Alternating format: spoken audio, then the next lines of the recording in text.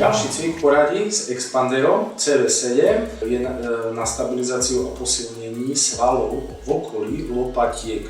Čo je takisto zase veľmi dôležité, pretože tie lopatky častokrát nedržia svoju líniu. Na terapii ich často upravujem tak, aby to držalo vlastne v tej pozícii, ako to opravím, aby sa to posilnilo. Tak je tu taká trojkombinácia vlastne na lopatky s expanderom.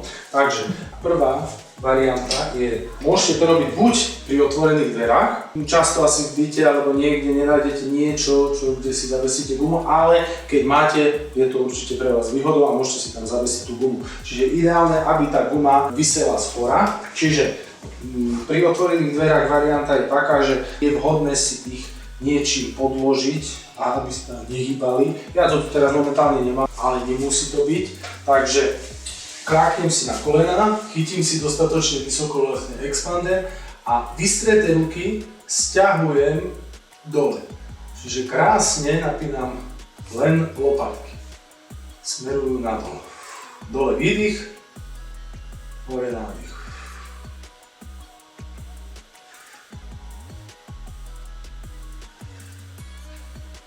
Tak.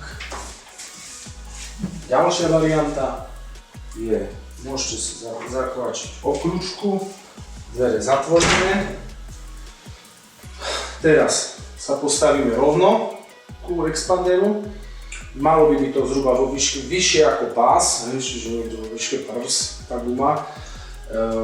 Chytím si ju, ruky vystriem, chrbát vystretý, vypučím zadok, vypnem hruď a ťahám zase vystreté ruky a zaťahujem lopatky.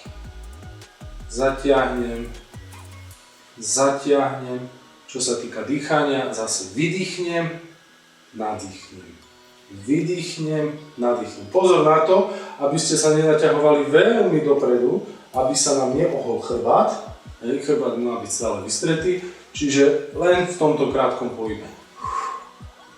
Dobre, posledná varianta je s pristúpeným expanderom, čiže zase pristúpim si expander. Čo sa týka pozícií nôh, môže byť zase na šírku ramien, zase si ho chytím dostatočne nízko, aby som vytvoril nejaký odpor. Vystriem sa, vypúčim zadok, vypnem hruď a ťahám ramená ku ušiam.